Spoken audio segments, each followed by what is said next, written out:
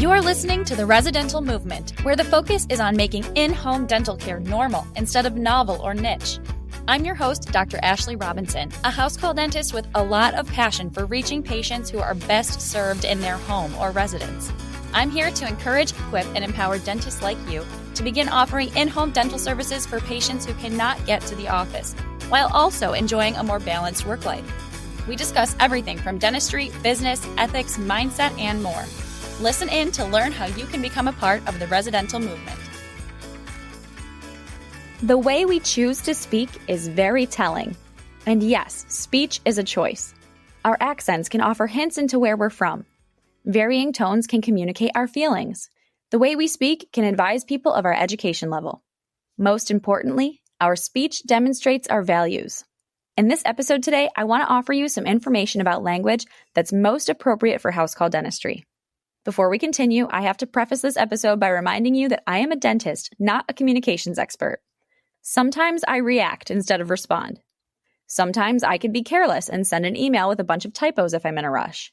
But there are two areas of communication in which I excel because I feel very strongly about them.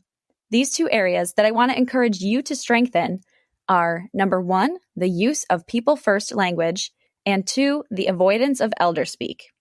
I promise I'll thoroughly explain both of these during this episode. Discussing communication is important because there has been a lot of language development in this field. I believe it's best if all of us house call dentists are on the same page with communication so that we can demonstrate respect to our patients when we speak with them and when we're speaking about our work in general. Our speech demonstrates our values, remember? Let's start talking about people-first language. We should all be using people-first language. People-first language is simply referring to a person's disability as a noun.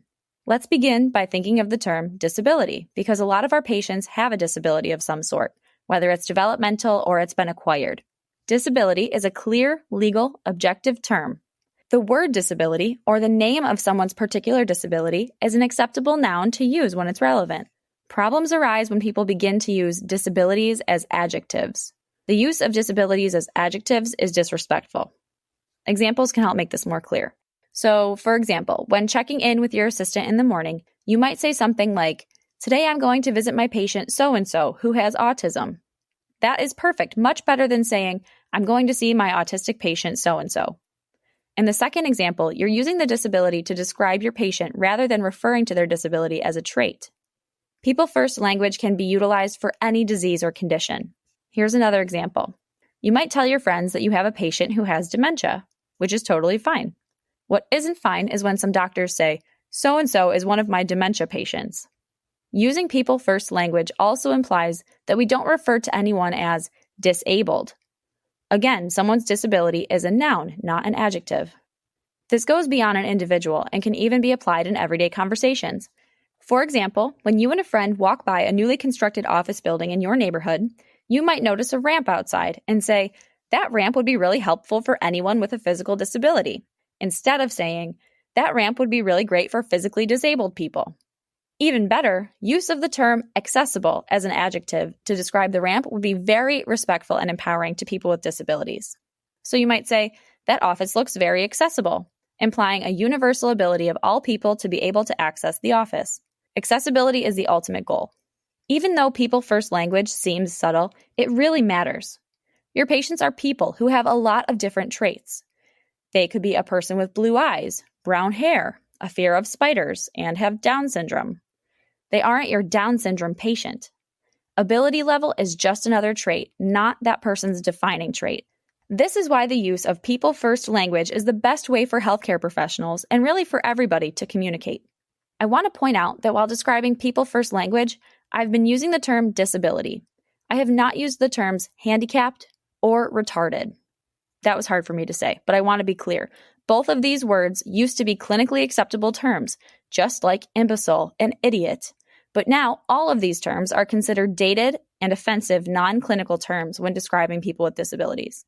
Do not use them. Another common non-clinical term that was popularized by the Special Olympics is the term special needs. Some families prefer to use that term to describe their loved one with a disability, and others find it offensive because it's unclear. The term special could also imply that only people with disabilities have special needs, which is untrue. Special needs is far less clear, so I recently decided that I'm going to use it less. Still, in my region, it's widely used and accepted for the time being. I wouldn't be surprised if it falls out of popular use very soon. Language evolves and changes over time. You already know this. You've heard the way they talk in old movies. So I can't guarantee that the language I'm advocating for in this 2023 podcast will be relevant in 2063 because I acknowledge that things change. Change in language over time is why you may hear a well-meaning person use dated terms when referring to their loved ones. The everyday person could easily make a mistake and use terms that were popular years ago. You are a professional, though, so you're held to a higher standard. You're an example to your patients and to professionals in this field. You should care to stay up to date and utilize respectful language. When people use this dated language and it's an innocent mistake, show grace. Assume the best. They probably just don't know the updated language. You have the opportunity to lead by example in this situation. They'll hear how you speak to and about people with disabilities. You can gently encourage them to adopt a new vocabulary. On the other hand, if someone is intentionally using these terms to be offensive, you should absolutely say that you don't appreciate that language and inform them that you have a lot of respect for the largest minority population in the world, people with disabilities. They may or may not follow your example, but at least they'll know how you feel and won't mistake your silence for condoning the use of these words. Okay, so we've covered people-first language and words to avoid in that realm. Next, let's address elderspeak. Elderspeak is to be avoided at all costs. Elderspeak is a condescending way of speaking to older adults that implies they have a disability or are incompetent. Some examples of elderspeak are when a young person just sees an older person and assumes they should start speaking very loudly or very slowly. What's tricky is that sometimes it really is necessary to speak loudly or slowly to an older person if they are in fact losing their hearing or cognition. And in those cases, of course you should modify your speech to meet the needs of your patient. But you shouldn't just look at an older adult and assume that they're deaf or impaired. Older adults feel offended when younger people assume that just because they're old, they need to be treated differently.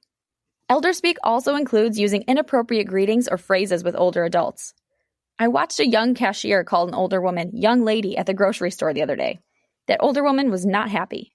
Don't call older patients sweetheart or honey, especially if you don't have a close relationship. The same can go for any person, really. Another example of elderspeak is when people speak to older adults like children. I witnessed a couple of painful examples during house calls. After one of my recent recall visits just the other morning, my patient's nurse came in and told him that we needed to get dressed and ready for the day now that the dental appointment was over. The patient responded by saying, "It looks to me like you're already dressed." This made me laugh because he was right. That nurse didn't need to get dressed or say that we needed to get dressed. He needed to get dressed. He needed her help, not her condescension. Even worse, I once heard an aide at a retirement community tell a grown woman that she was going to take her to the potty. Now, yes, this older female resident did need help going to the bathroom, but she was fully lucid and knew the word for toilet. There was no need to call it a potty like she was a 3-year-old. Elderspeak drives me nuts because I can tell it drives my patients nuts. I'm blessed to have 3 living, thriving older adult grandparents who still crack quick-witted jokes and are very much adults, just older. Sure, today my grandparents can still bathe themselves and take care of their own homes, but even if they fell tomorrow and couldn't be independent all of a sudden, I can't imagine I'd start speaking to them like a child. They are my grandparents. I've been looking up to them my whole life. Just because someone's health declines and they need our services doesn't mean they weren't recently independent adults with careers who raised families and were capable of amazing things. Unfortunately, some people may take one look at someone laying in a bed or slumped over in a wheelchair and assume that they're better than those people. But guess what? They're not better. None of us are better. We're just still healthy and capable of helping, and we probably won't always be healthy because none of us are going to make it out of this world alive. I've had patients from their bed or wheelchair share stories about things like their doctoral dissertations, their experience training service dogs, the secrets to their 65-year marriage, and memories of their trips around the world. We are so privileged to get to work with these people. We need to remember to treat them like the adults that they are and avoid elderspeak. Just as we discussed words to avoid in the People First language segment, I also want to mention words to avoid when we're discussing elderspeak. Firstly, the term geriatric is fading fast. It's still an acceptable medical term, but even some professional organizations have started to get rid of it. Individuals do not want to be referred to as, quote, geriatric. This is because there is so much diversity amongst older adults. More and more people are living healthy lives to be over 100 years old. Then we have people in their 50s and 60s with a million ailments and medications. Aging is very personal. The way a person ages is largely based on lifestyle and has much less to do with their actual age. All of the diversity in health in the over 65 crowd means that many people who were traditionally considered to be part of the, quote, geriatric population do not want to be referred to as such. There is also a strong sentiment against terms like elderly and senior citizen for the same reason. You've probably noticed that the term I've been using throughout this podcast is the term older adult. This is the term that I'm going to advise you to adopt too. Again, our patients don't always keep up with the linguistic trends. Many of my patients refer to themselves as elderly or as a senior citizen. All you can do in this situation is refer to them respectfully. You do not need to correct the older adult who is referring to themselves as a senior citizen. Some people are very, very proud of that title, so let them have it.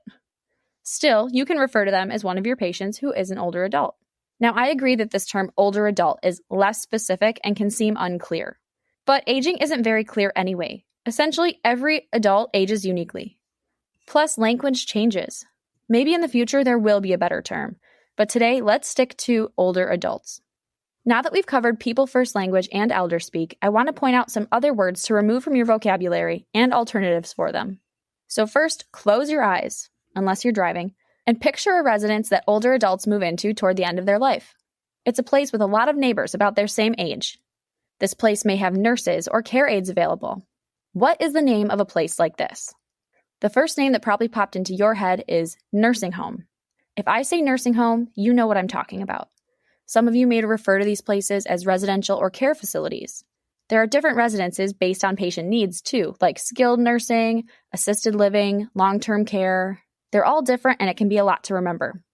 But luckily for you, when you're going to visit an individual who lives in a place like this, you don't need to know the specifics about the facility or nursing home or what to call it because I want you to avoid all of these terms altogether.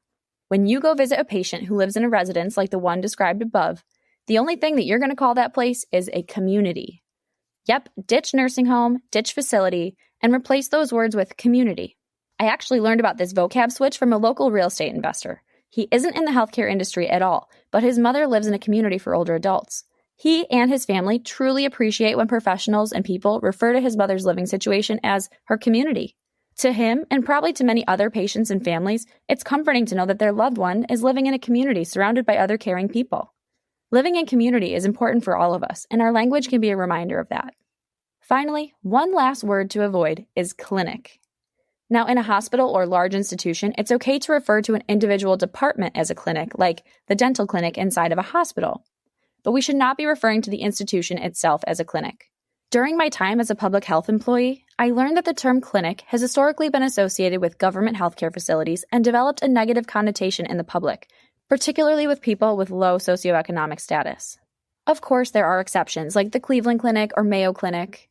These are large institutions with a great reputation, and rebranding probably isn't worthwhile for them. But most healthcare facilities that are government-run are now referred to as health centers, not clinics. The term health center gives people much more confidence in the care that they're receiving.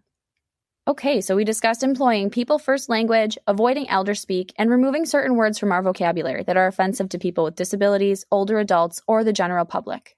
Whether you are a house call dentist or not, I hope this knowledge empowers you to have even better conversations with your patients, their loved ones, and your own friends and family. I'm really excited to hear your feedback about today's episode. Email me at hello@residentialmovement.com to let me know your thoughts. If you want to support the patients who need but struggle to afford in-home dental care, please consider contributing to the Home Smile Care Foundation. The Home Smile Care Foundation was founded by myself and my loved ones to help patients access in-home dental care. Visit homesmilecarefoundation.org for more information. Thank you for taking the time to listen in today. I really appreciate you. That's a wrap on this episode of the Residential Movement. If you like what you heard today, please leave a 5-star review and subscribe so you don't miss an episode. If you know someone who could benefit from this information, please share this with them. All of these actions help fuel the residential movement. Visit residentialmovement.com for show notes and for access to any links referenced in this episode. Thanks again for listening, Doc. Keep up the good work.